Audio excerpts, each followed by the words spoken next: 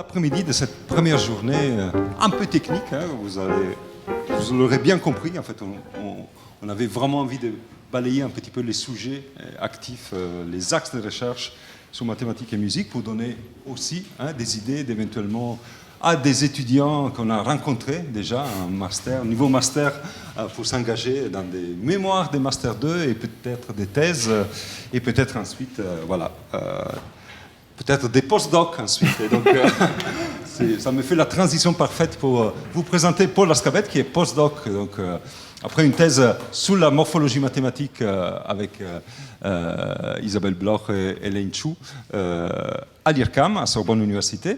Voilà, j'ai la chance, dans l'équipe SMIR, l'équipe projet SMIR de Strasbourg, de l'accueillir en tant que postdoc. Et donc là, on voulait savoir des conjectures ouvertes en mathématiques. Donc là, je pense que... Là, il y a des problèmes ouverts. Je ne sais pas si c'est vraiment des conjectures, mais en tout cas... Ouais. Et en plus, c'est vraiment des conjectures. Ça tombe bien. Voilà. Donc, Paul est aussi, outre le fait d'être chercheur, musicien, guitariste et youtubeur, on peut le dire, enfin, quelqu'un qui est vraiment engagé dans la vulgarisation mathématique, mathématico-musicale. Donc, demain, vous aurez aussi un aperçu de ses recherches au niveau des transmissions de savoir auprès du grand public avec la chaîne Mathé Musique, voilà, qui sera détaillée. Donc là, on reste vraiment dans la recherche mathématique avec, du coup, la notion des rythmes équilibrés, parfaitement équilibrés. Et c'est problème ouvert en mathématiques. Merci, Paul.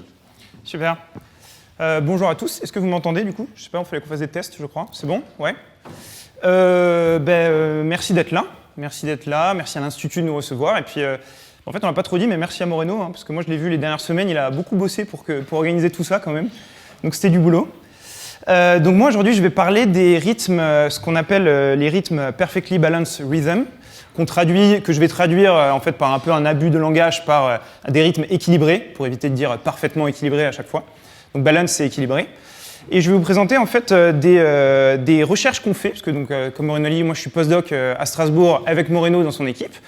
Et je vais vous présenter du coup un axe de recherche, donc on ne fait pas que ça, on a plusieurs projets.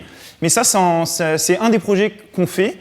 Et donc on travaille aussi, donc il y a Alexandre Popov qui travaille avec nous sur ça, et il y a Sydney qui a fait son stage l'année dernière avec nous. Donc voilà, donc c'est... voilà, donc il y a quelques questions ouvertes et il y a quelques problèmes pour lesquels on a donné quelques réponses. Et voilà, donc je vais vous parler de ça un peu à la fin, mais avant je vais aussi vous faire tout un résumé de l'état de l'art, de qu'est-ce que c'est que ces rythmes équilibrés. Donc en fait, tout part de cette idée de représenter la musique non pas sous une forme classique, assez traditionnelle. Donc oui, mes slides sont en anglais, voilà, et je vais parler en français. Donc au lieu d'utiliser la représentation linéaire, donc en fait tout l'axe du temps il va de gauche à droite, donc là on commence à gauche, on finit à droite, on va se focaliser plutôt sur une représentation circulaire, qui est une représentation qui est pas forcément mieux que la représentation linéaire, mais qui est très intuitive pour représenter certaines classes d'objets musicaux, comme par exemple des rythmes, des gammes, des accords et tout ça et ça. Et d'ailleurs tout ce que je vais parler aujourd'hui, en fait ça fait écho à ce que Emmanuel a dit ce matin sur la DFT. Donc vous allez comprendre un peu mieux pourquoi. Et c'est des recherches là qui ont été amenées par un chercheur australien qui s'appelle Andrew Mine. Et ce chercheur, donc petit exemple de ce que c'est qu'un rythme avec la représentation circulaire. Voilà, bon, c'est un exemple tout simple, ce sera le seul exemple audio de la présentation. Voilà, donc je disais, je parlais de cette représentation circulaire, et en fait, on peut associer un objet musical, donc par exemple ici un rythme, mais ça vaut aussi pour les gammes, ou pour des accords, ou pour plein d'autres objets, on peut les associer à un polygone. Et ça, c'est très utile, c'est quelque chose qui est très utile pour nous, mathématiciens, car on va pouvoir étudier certaines propriétés de ce polygone, on va pouvoir étudier certaines propriétés géométriques, notamment. C'est des travaux qu'a fait Godfrey Toussaint. Donc Godfrey Toussaint, c'est un peu celui qui a introduit tout ça dans un livre, dans plusieurs articles, et après il a résumé tout ça dans un livre qui s'appelle The Geometry of Musical Rhythm, qui est très bien d'ailleurs pour ceux qui savent pas quoi lire le soir. Et Et en fait, donc il y a par exemple dans les propriétés qu'on peut étudier, il y a le fait d'être un rythme euclidien. Donc c'est les rythmes qui maximisent l'espace entre les notes. Donc voilà, ça c'est en fait c'est les rythmes qui s'approchent le plus possible d'un polygone. Donc par exemple, là on a le rythme qu'on avait tout à l'heure qui s'appelle le son. Là on a un polygone parfaitement régulier, qui on voit bien que ça ne matche pas exactement dans les petits espaces des incréments. Et en fait, les rythmes euclidiens, ça vient à en fait calculer cette distance avec le polygone régulier. Et le rythme euclidien, c'est celui qui minimise la distance avec du coup le pentagone parfaitement, disons, équilibré. Voilà. Et en fait, donc ça c'est un exemple donc, dans les rythmes euclidiens. Donc par exemple, quand on a 5 notes dans une subdivision à 16, on a le rythme à gauche qui est le rythme qu'on appelle le rythme de la bossa nova. Ensuite c'est le tresillo pour 3 notes à 8 et le fume pour 5 notes à 12. Voilà, donc en fait, il y a plein de rythmes euclidiens différents en fonction d'un certain nombre de notes et d'une certaine subdivision. Et, oups, c'est un peu vite. Et du coup, il y a un chercheur, donc ce que je disais, c'est Andrew Mine en fait, qui s'est dit, bah, moi j'aimerais bien mesurer en fait à quel point un rythme est euclidien. Donc, en fait, il y a à quel point un rythme, disons, a ces notes qui sont le plus espacées autour d'un cercle. Et en fait, pour ça, il a calculé cette formule-là. Donc, en fait, c'est on peut dire une sorte de produit scalaire. Et donc, ça va nous donner en fait la similarité avec un polygone régulier. Donc ça, c'est ce que Andrew Mine il a fait. Et il s'est dit, mais en fait, ça, c'est tout simplement le premier coefficient de la DFT. Donc, ce n'est pas la même définition de la DFT qu'avait fait Emmanuel ce matin, mais en gros, c'est ce qu'il a fait. C'est le raisonnement de pensée qu'a fait Andrew. Il s'est dit, OK, bah, ça, c'est le premier coefficient de la DFT. Il a regardé un peu les autres coefficients. Et il s'est dit, mais en fait, qu'est-ce qu'on peut dire sur les autres coefficients? Donc, les autres coefficients, c'est un peu plus compliqué, mais il y en a un qui était assez simple de trouver une interprétation. C'était le coefficient 0. Donc, enfin voilà, le coefficient 0, qui a donc c'est cette forme-là avec la formule. Et en fait, le coefficient, ce coefficient-là, c'est la moyenne des points du polygone. Et en fait, c'est ce qu'on peut interpréter comme le centre du polygone, donc le centre du rythme. Et à partir de là, en fait, il s'est dit, OK, bah on va définir un rythme équilibré lorsque le polygone il coïncide avec le centre du cercle. Donc là, on a le centre du polygone, le centre du cercle. Voilà, on voit les deux. Est-ce que c'est équilibré? Non, c'est pas équilibré parce que le centre, il n'est pas au milieu. Là, à droite, c'est pas équilibré, à gauche non plus. Et en fait, du coup, une première question qu'on peut se poser, c'est est-ce qu'il existe des rythmes qui sont équilibrés? Du coup, oui. Ce qu'on voit, c'est que déjà, il suffit juste de prendre un polygone régulier pour obtenir des rythmes équilibrés. Donc, par exemple, on a le bipoint. Alors, je sais que je peux utiliser la petite light. Je sais pas, vous savez quel bouton c'est? Le gros? Ah, parfait. Voilà. Donc, on a le bipoint. Donc, voilà, donc classique. Le bipoint, on calcule la moyenne des deux points, on tombe au milieu. Pareil pour le triangle, on tombe au milieu. Le pentagone, c'est pareil. Et le dernier, en orange, c'est pareil. Voilà. Mais du coup, c'est des rythmes réguliers. Est-ce que, du coup, il existe des polygones qui ne sont pas réguliers, c'est-à-dire des polygones qui ne sont pas des... voilà. Et en fait, la réponse, elle est toute simple, c'est oui, il en existe. Il suffit de prendre un bipoint, d'en prendre un deuxième et de le faire tourner comme ça. Voilà, ça tourne. Et donc le centre, là, on voit, ça fait ce rythme-là. Ce rythme-là, dont le centre, en fait, il est au milieu, parce que, en fait, le centre du premier bipoint, il est au milieu, le centre du deuxième bipoint, il est au milieu, et en fait, du coup, les deux centres, il suffit de tout sommer, et le centre restera au milieu. Du coup, ce rythme-là, c'est déjà un premier exemple d'un rythme qui n'est pas juste un polygone régulier, mais en fait, il est périodique, dans le sens où la première moitié est égale à la seconde moitié. Donc on a une périodicité. Et ce qu'on peut se demander, c'est est-ce qu'il existe du coup des rythmes qui sont non périodiques et qui sont équilibrés. Alors si on avait pris deux bipoints pour former notre rythme final, ce qu'on peut faire, c'est qu'on peut prendre un bipoint et un triangle, par exemple. Et si on les ajoute, donc qu'est-ce qui va se passer? Voilà, une belle animation. Et on a ce rythme-là, donc qui n'est plus périodique. La première moitié n'est pas égale à la seconde moitié, le premier tiers n'est pas égal aux deux autres tiers. Et pourtant, vu que en fait, on a le centre ici qui est au milieu, plus le centre qui est au milieu, par une espèce de linéarité, en fait, le centre restera au milieu. Donc, on a un rythme équilibré. Voilà. Donc, on a un rythme équilibré qui est, on vient de trouver un peu notre premier rythme intéressant qui est équilibré.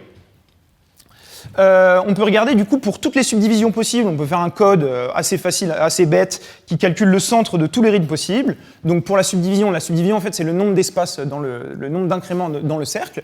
Donc pour 2, il n'y en a pas.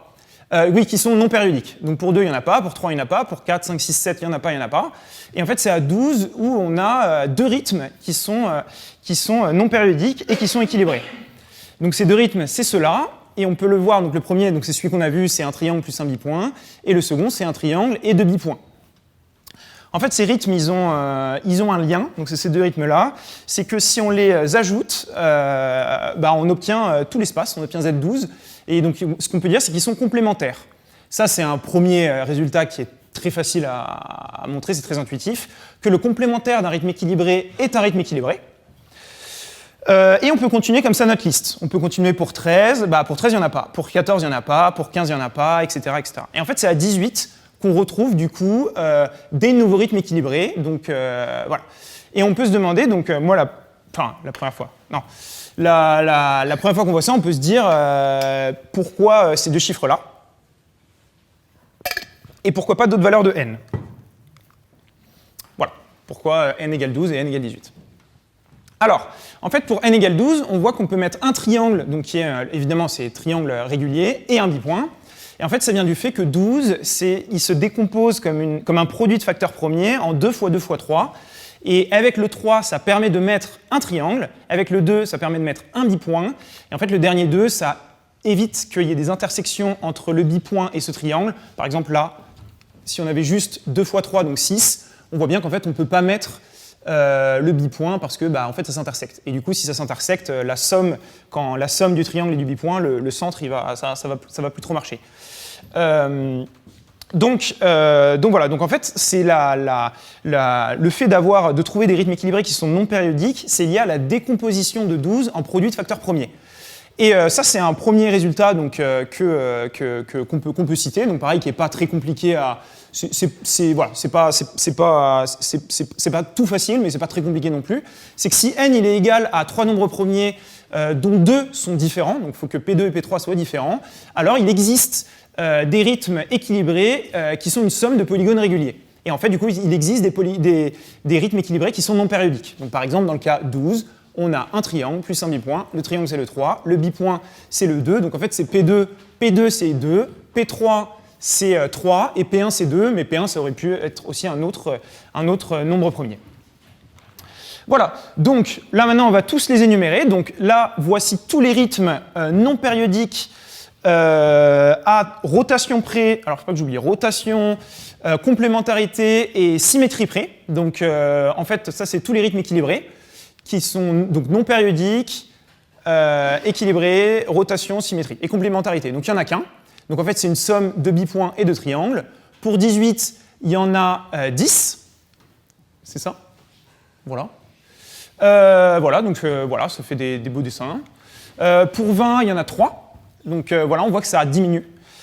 Donc voilà, donc en fait, si on regarde 20, c'est 2 fois 2 fois 5. Donc en fait, on peut mettre que des bipoints et des pentagones. Donc là, on a mis un pentagone en vert, un bipoint, un pentagone, deux bipoints, un pentagone, deux bipoints. Et pour là, il y en a beaucoup. Pour 24, en fait, là, on a 4 facteurs. En fait, on a 2 fois 2 fois 2 fois 3. Donc là, voilà, il y a plus de rythmes, donc on les affiche pas. Et là, pour 28, donc on revient à 3 facteurs, donc 2 fois 2 fois 7. Donc 2, on peut mettre des bipoints. 7, on peut mettre, je ne sais plus comment ça s'appelle. Et voilà. Et pour 30, en fait, qu'est-ce qui se passe ? Donc à chaque fois, là, on voyait la décomposition du coup du rythme en une somme de polygones réguliers. Et pour 30, en fait, il y a des rythmes du coup qui ne sont pas une somme de polygones réguliers. Et là, on commence à rentrer dans les choses intéressantes de la présentation. Parce que ce rythme-là, du coup, c'est pas juste une somme de pentagones, de bipoints, de triangles. Et du coup, qu'est-ce qui se passe ? C'est quoi ces rythmes ? Voilà. Est-ce qu'on peut dire des choses sur ces rythmes ? Donc tout ça, ça a été introduit, comme je vous l'ai dit, par Andrew Mine. Donc ça a été introduit, et Emmanuel Amiot aussi, évidemment. Ça a été introduit, donc le premier article où ils mettent un mot du coup sur ces mots-là, ça a été dans un article donc, à la conférence de maths et musique, donc MCM, en 2015, donc voilà, donc c'est cet article-là. Et ensuite, il y a eu un article en 2017 où ils vont un petit peu plus loin, et puis en fait, ils caractérisent du coup toute cette classe de rythmes. Et ces deux articles, il faut quand même réaliser que du coup, là, on doute, on parle de nombres premiers et tout ça. On se doute que derrière, il y a des maths qui sont quand même assez fondamentales. Et du coup, en fait, ça se base sur des recherches purement mathématiques et sur des recherches qui sont en fait assez vieilles. Donc le premier article, c'est 65, et il y a un autre article aussi en 2000. Donc voilà, donc c'est des choses qui étaient aussi un petit peu connues des mathématiciens. Et en fait, avec ces deux articles-là, ils les ont ramenés, et d'autres articles aussi, dont Emmanuel qui en a fait. C'est des chercheurs du coup qui ont disons, mis à jour ça dans un contexte musical. Voilà, et du coup le théorème, ce qu'il nous dit sur les rythmes qui étaient pour n égale à 30, c'est qu'en fait tous les rythmes équilibrés, ça va être une somme positive et négative de polygones réguliers. Donc ça c'est un théorème qui est purement mathématique, hein. Là la musique, elle n'est pas tout à fait ici, on verra peut-être après les applications. Et donc dans le cas de 30, en fait, on peut prendre un pentagone, on peut prendre un triangle à l'envers, et en fait, si on fait ça, ce qu'on remarque, c'est que là, on a un point tout en haut, on a un point tout en bas, et du coup, on a le bipoint qui est en fait de la manière dont on a construit, donc on a ajouté le triangle et le pentagone, on a en fait ajouté aussi c'est comme si on avait ajouté un bipoint. Du coup, on peut l'enlever, ce bipoint-là. Voilà, hop là, il est enlevé. Et on peut juste regarder le résultat qu'on obtient, c'est ce rythme-là. Et en fait, c'est comme ça qu'on peut, disons, décomposer ce rythme particulier comme une somme d'un pentagone, d'un triangle, moins un bipoint. Et en fait, ce que les maths nous disent, c'est que ça va être vrai pour tous les rythmes équilibrés. Donc dans une certaine subdivision, c'est-à-dire dans un cas continu, il y a d'autres choses, dans une certaine subdivision, dans le cas par exemple n égale 30, n égale n'importe quel nombre entier, en fait, quand on prend des rythmes avec des coefficients qui sont binaires, donc là à chaque fois c'est une note ou un silence, n'importe quel rythme équilibré, donc n'importe quel rythme dont le centre est au milieu, là le centre il est au milieu, ça va être une somme positive et négative de polygones réguliers. Voilà, moi c'est un résultat que je trouve assez joli. Et voilà, donc voilà, je suis content de vous le montrer. Évidemment, il faut que n soit égal à 3 nombres premiers distincts, donc ça c'est très important. Donc là, il faut que P1 soit différent de P2 et de P3. Et en fait, on comprend vite pourquoi. En fait, hein. Le 5, ça permet de mettre un pentagone, le 3, un triangle, le 2, un bipoint. Et on voit bien que si on n'a pas 3 nombres premiers, on ne pourra pas mettre en fait 3 polygones différents. Et du coup, on ne pourra pas faire de somme positive et négative. Voilà. Je bois un petit coup. Donc ça, c'est le premier rythme, disons, c'est le premier rythme avec le plus petit nombre de notes qu'on retrouve pour n égale 30, mais il y en a d'autres. Par exemple celui-là, avec 2 triangles, moins 2 bipoints. Celui-là aussi, avec 2 triangles et aussi moins 2 bipoints. On a celui-là, donc voilà, c'est assez joli, hein. Il y a 3 triangles et moins 3 bipoints. Et le dernier, c'est 3 triangles, moins 3 bipoints. Voilà. Et celui-là, non, en fait, c'était pas le dernier. Voilà. Et là, donc c'est 2 pentagones, moins un triangle, plus un bipoint. Et en fait, au total, il y en a 6. Voilà, donc il y a 6 rythmes équilibrés qui sont une somme positive et négative de polygones réguliers. A, évidemment, c'est toujours à complémentarité et à rotation purée. Voilà, donc le deuxième chiffre qui nous permet, donc le deuxième nombre qui nous permet de trouver des rythmes équilibrés à somme négative, c'est 42, donc parce que en fait, on a juste remplacé le 5 par un 7, donc là on a 2 fois 3 fois 7. Et là, dans ce cas-là, il y en a 18. Donc voilà, donc je vais vous les afficher. Donc c'est les 6 premiers. Les 6 d'après. Donc là, on a des rythmes qui sont non symétriques pour ces deux-là. Et les 6 suivants. Voilà. Et du coup, là, j'en arrive un peu aux questions du coup qu'on se demande. Donc ça, c'est voilà, on en est là. Ça, c'est un peu l'état de l'art. Et puis, du coup, avec Moreno, dans l'équipe, on s'est dit, ok, mais en fait, il y a plein de questions. Déjà, on a vu qu'il y avait, là, par exemple, il y avait 18 pour n égale 42. Il y en avait 6 pour n égale 30. On a vu que pour 12, il y avait un rythme qui était non périodique. En fait, il y a quand même une question de cardinalité. Et on peut essayer de les compter, ces rythmes. Donc ceux qui sont juste une somme positive, donc par exemple c'était triangle bipoint ou pentagone bipoint, etc. Donc là il y en a un pour n égale 12, donc pareil c'est toujours complémentarité, symétrie et rotation près. Donc là il y en a un pour n égale 12, 10 pour n égale 18, 3 pour n égale 20, 78 pour n égale 24, 8 pour n égale 28. Donc voilà, donc c'est des chiffres qui semblent pas aléatoires, mais voilà, ça semble assez dur de comprendre la logique de ces chiffres-là. Et pour ceux qui sont à somme négative, donc il y en a 6 pour n égale 30, 18 pour n égale 42, 54 pour n égale 70. Et du coup, une première question, c'est en fait d'essayer de les compter, ces rythmes. Tout simplement, essayer d'étudier leur cardinalité. Étant donné un n donné, est-ce qu'on peut prédire le nombre de rythmes équilibrés, que ce soit à somme positive ou négative? Aussi, il y a une question à propos de la décomposition. C'est-à-dire que ce rythme-là, c'est une somme de 2 pentagones moins un triangle plus un bipoint. Mais on peut aussi le voir comme une somme de 1 pentagone plus 4 triangles moins 4 bipoints. Voilà. Combien il y a de manières différentes de décomposer un rythme? Ça, c'est aussi quelque chose d'assez intéressant. On voit aussi que là, d'ailleurs, voilà. Là, il y a à chaque fois qu'il y a un triangle, il y a un plus devant, et à chaque fois qu'il y a un bipoint, il y a un moins devant. Et ça, c'est quelque chose qui semble être toujours vrai. Donc, pareil, ça, c'est voilà, des problèmes ouverts sur lesquels on réfléchit. Et le plus gros problème, enfin, disons, c'est surtout sur ça qu'on a travaillé, c'est en fait, on a regardé les rythmes du coup à somme négative, et on s'est demandé, en fait, est-ce qu'il y a des liens entre ces rythmes? Alors vous allez comprendre de ce que je dis, c'est que si on les classe par cardinalité, par la cardinalité du nombre de notes, donc c'est-à-dire que là, il y a le premier rythme, il y a 6 notes, 6 points en gros, là il y a 7 points, là il y a 7 points, là il y a 8 points, là il y a 8 points, et là il y a 9 points. Voilà. Bon, jusqu'à là on peut se dire, ok, il n'y a rien de super intéressant, mais, vous allez voir, pour 42, on obtient ce graphique-là. C'est-à-dire qu'on obtient un rythme pour n égale pour 8 notes, 3 rythmes pour 9 notes, 10 rythmes pour... 5 rythmes pour 10 notes, 5 pour 11, 3 pour 12 et 1 pour 13. Et en fait, il semble, donc ça, pour rappel, c'est tous les rythmes qui sont une somme positive et négative de polygones réguliers pour 42. Et en fait, on a l'impression qu'il y a une sorte de symétrie, c'est-à-dire qu'on a l'impression qu'il y a toujours celui-là qui serait un peu le miroir de celui-là, là il y a une symétrie, et là il y a une symétrie. Pour la dernière valeur, c'est 70. On retrouve pareil ce même caractère, donc là on voit qu'il y a un rythme ici, un rythme en bas, 3 rythmes pour 22, 3 rythmes pour 13, 2 rythmes pour ça, 2 rythmes pour ça. Et en fait, ça c'est quelque chose qu'on a pu vérifier pour d'autres valeurs et que même on a mis Sidney sur cette question l'année dernière sur le stage, et Sidney il a pu prouver qu'en fait ce résultat était toujours vrai. Donc c'est assez intéressant, en fait on a toujours une sorte de symétrie si on regarde le catalogue de tous les rythmes en les classant par leur nombre de notes, donc la cardinalité des rythmes, on a toujours cette symétrie-là. Donc voilà, ça c'est quelque chose qui est assez joli. Et c'est pas tout, parce que du coup, si on revient un peu au problème de base, en fait, les rythmes équilibrés, il y a quand même un lien fort avec la DFT. Parce qu'en fait, la DFT, qu'est-ce que ça fait?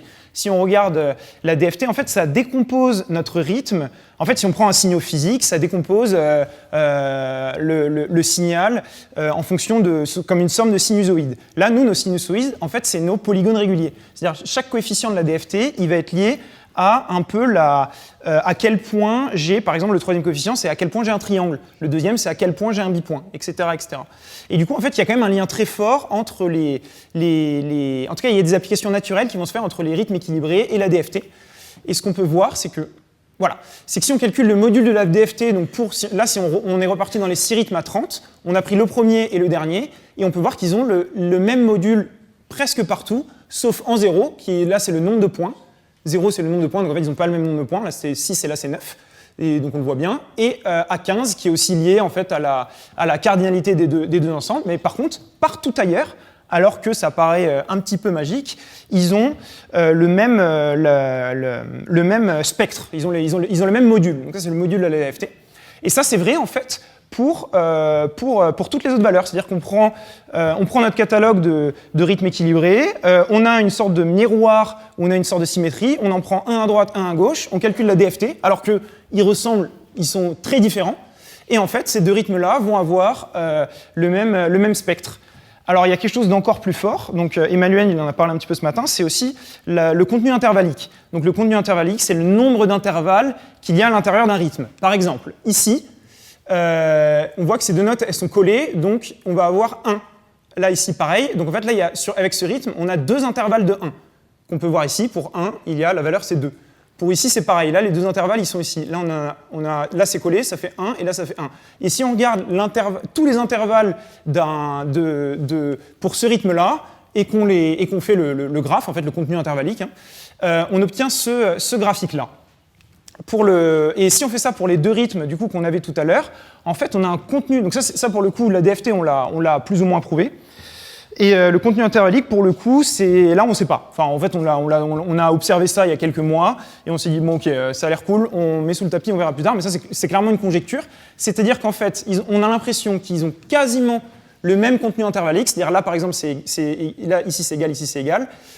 Ou sinon tout le monde est nul à certains endroits. Et en fait quand c'est pas égal, c'est la différence, elle est égale à la différence de cardinalité. C'est-à-dire que là, on a 6, là, on a 3, donc la différence, c'est 9. Voilà. Donc, il y a des relations qui sont, disons, assez inattendues en ce qui concerne la DFT et le contenu intervallique. Donc, évidemment, DFT et contenu intervallique, c'est lié, hein, avec la notion d'homométrie. Donc, si deux rythmes, on sait que si deux rythmes, ils ont la même DFT, ils ont la même contenu intervallique. Mais nous, ce qu'on remarque, c'est qu'en fait, si on modifie un peu le spectre de la DFT, et bien en fait, ça a un impact, évidemment, ça va avoir un impact sur le contenu intervallique, mais l'impact, on a l'impression qu'on peut prédire un peu son comportement. Voilà. Donc ça, c'est un peu les problèmes ouverts sur lesquels on travaille. Ça répond un peu à la question de ce matin, on voulait des théorèmes, Pardon ? Voilà, c'est ça, oui, exactement. Mais c'est des questions qui sont super intéressantes parce que ça lie des maths qui sont très profondes et c'est assez marrant à faire quand on manipule tous ces objets. Et voilà, donc évidemment l'application musicale, j'en parle pas, mais il y a des applications musicales. Il y a par exemple Andrew Mine, c'est celui qui a travaillé un peu sur les deux articles que j'ai parlé. Emmanuel, il a parlé ce matin du logiciel Chronomorph, donc c'est un logiciel qui permet de générer de la musique avec des rythmes équilibrés. Il y a des artistes connus qui ont utilisé ça, donc vraiment quand je dis, c'est des gens, il y a vraiment des gens qui s'amusent du coup à disons exploiter certains objets qui ont certains rythmes qui ont ces propriétés-là dans un contexte musical. C'est assez intéressant. Sinon, en fait, beaucoup de choses dont j'ai parlé aujourd'hui, j'en avais aussi un petit peu parlé sur YouTube en fait avec cette vidéo qui parle de voilà. Donc ça, on a le triangle, moins le bipoint, plus le pentagone et tout ça, et ça. Donc vous pouvez aller la voir si vous n'avez pas tout compris, si ça va peut-être aller un peu vite, je ne sais pas trop. Et je parlerai aussi demain un peu plus à la même heure, je vais parler un peu du coup de cette action de vulgarisation que je mène du coup sur Internet avec cette chaîne-là où je parle de ce genre de relation entre mathématiques et musique. Voilà, je vous remercie et puis si vous avez des questions, il y a mon adresse mail juste ici. Merci beaucoup. Merci.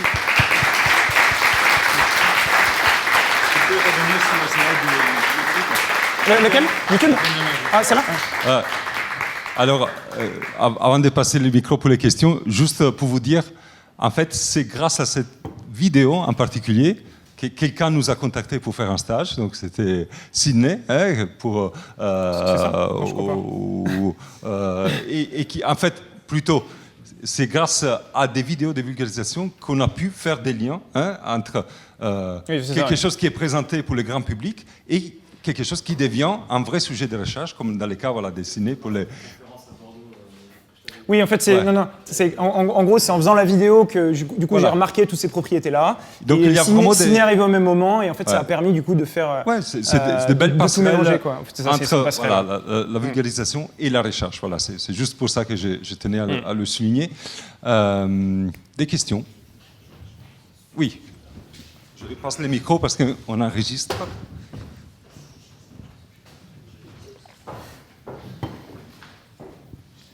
Oui, c'était juste pour savoir si, avec la DFT, on pouvait savoir si ça pouvait prendre en compte les sommes négatives. Enfin, si on pouvait remarquer les sommes négatives avec le calcul de DFT. Ouais, oui. Là, on voit le module, mais est-ce que il y a des coefficients qui peuvent être négatifs ou là, le module, du coup, c'est la valeur absolue. C'est forcément positif, mais si on prend en valeur normale ou... ouais, c'est ça. Est-ce qu'on peut, est-ce que les cas peuvent être négatifs? Auquel cas, on a... En fait, c'est des complexes, oui, c'est ça. Ah oui, c'est complexe. Oui, ouais, c'est complexe, ouais. Voilà, en fait, c'est des points dans le plan complexe. Les coefficients de la DFT, c'est des points dans le plan complexe. Il y a aussi des résultats, d'ailleurs, avec ces points dans le plan complexe, mais qui sont un peu trop compliqués, donc j'en parle pas là. Okay, mais sinon, le spectre, j'en ai pas parlé, mais je réponds pas vraiment à ta question, mais on peut voir qu'en fait, on peut avoir une information à partir du spectre sur la décomposition. Donc en fait, pentagone, c'est 5 points. Et en fait, le coefficient 5, le fait qu'il y ait un 5 ici, ça nous indique qu'il y a un pentagone. Le 3, un triangle, ça nous indique qu'il y a un triangle. Et le 2, un bipoint, ça nous indique qu'il y a un bipoint. Voilà. On peut lire des choses sur le spectre. Voilà, bon, il y a ce genre de... Mais c'est pas tout n'est pas... Enfin bon, faut modulo, creuser, voilà. il faut creuser. C'est pas tout le temps vrai, ça c'est... Bon, il y a des choses, c'est intéressant. Oui, c'est marrant, oui, c'est marrant. Ouais. Oui. Je voulais savoir, est-ce que la phase des coefficients de Fourier enseigne quelque chose? Ah bah ça, il y a l'expert qui est juste devant. Ouais. On va passer les micros pour avoir une conjecture, comme ça on va sortir de ces 2 journées avec une nouvelle conjecture. Selon toi, Manu? Alors c'est un peu frais, je ne savais pas qu'il y avait ces résultats magnifiques sur le profil des coefficients de Fourier pour des rythmes qui sont tous les deux équilibrés, mais certainement il faut regarder ça du côté de la phase plus précisément, et ça reste à voir. Oui, pendant que j'y suis, j'ai une question aussi. Bien sûr, tu parlais de la décomposition donc à partir du théorème de Lenk sur les rythmes équilibrés comme somme algébrique de polygones réguliers. Est-ce que tu as un algorithme efficace pour trouver de telles décompositions? Ah bah là, c'est Alexandre. Là, je relais à chaque fois le micro. Alors, non mais oui, du coup, on a... la réponse c'est oui, il y a des... Oui, la réponse c'est oui. Non, et ça m'amuse parce que de relier, parce qu'en fait, vraiment, on est en train de bosser dessus en ce moment, et du coup, Alexandre, justement, il a géré un peu l'aspect... Ouais. Donc en fait, il y a des résultats qui permettent de... caractériser en fait la construction en fait un peu de les énumérer. En fait, c'est assez nouveau ça. Et en fait, à partir de cette énumération, c'est très simple de les calculer quoi. Voilà, c'est ça. Voilà, Pour certaines valeurs de n. Il a tout dit, ok. Voilà, c'est ça.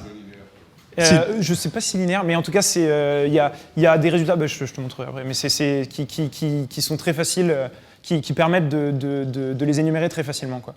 Voilà, une question de Sydney. Ouais, alors attention, ça pareil. Ouais. Oui, non, moi j'avais travaillé uniquement sur le cas avec un facteur pair de PQ. Exactement. Et dans ce cas-là, j'avais pu assez bien décrire comment on pouvait les construire et des liens algébriques entre ces paires de rythmes là. Donc c'était pour savoir si vous avez fait le lien entre ces représentations algébriques, le lien entre la représentation algébrique et les modules de DFT. Est-ce que vous avez utilisé les liens algébriques pour faire ça ou... Ah non, là on a littéralement...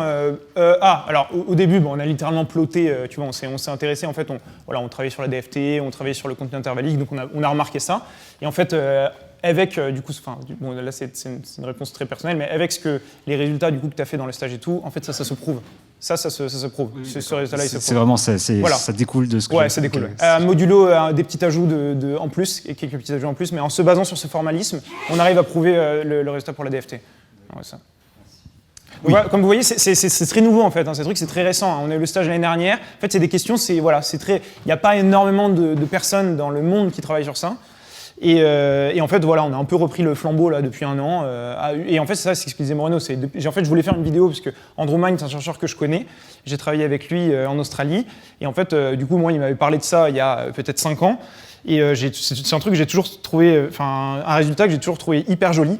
Ce résultat sur les rythmes équilibrés. Du coup, j'ai voulu en faire une vidéo. En faisant une vidéo, j'ai tout relu la littérature. Et j'ai fait plein de petits codes de mon côté. J'ai remarqué qu'il y avait des problèmes assez ouverts. On a mis Sydney dessus, on s'est mis un peu à bosser tous ensemble. Et en fait, voilà, on arrive à des résultats à la fin qui sont assez jolis, quoi. Voilà. Oui. Et tu as évoqué le cas continu, donc non pas avec une subdivision, si j'ai bien compris. Est-ce que tu peux en dire 2 mots? Non. Non, en fait, c'est pas, on l'oublie un peu, ce cas-là.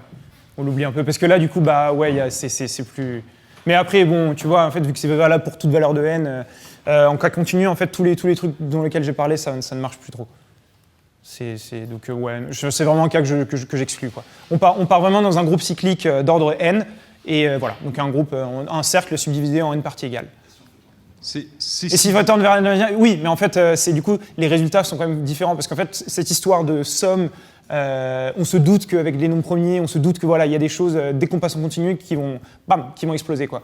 Il y a aussi un cas intéressant, je tiens quand même à souligner, c'est le cas où en fait, si on prend des coefficients qui ne sont pas forcément égaux à 0 ou 1, par exemple, on peut prendre 0, 1 ou 2, et là, en fait, ça ouvre tout un champ des possibles, et il y a des résultats qui restent valables, donc qui sont assez similaires à ce qu'on vient de voir, mais pour d'autres valeurs de n et tout ça, tout ça. Et ça, c'est assez cool. Et ça, pareil, ça c'est des autres problèmes ouverts. Voilà, on en voulait. Ça c'est qu'est-ce qui se passe quand on autorise des coefficients pour les valeurs et typiquement des coefficients entiers, pas des coefficients continus, parce que là, ça va être un peu plus simple. Donc, si on utilise des coefficients quadratiques, par exemple, ça change radicalement le paysage. Voilà, le paysage est changé. Voilà. D'autres questions? Non, sinon, voilà. Non, mais voilà, merci beaucoup de m'avoir écouté. Merci beaucoup. Voilà.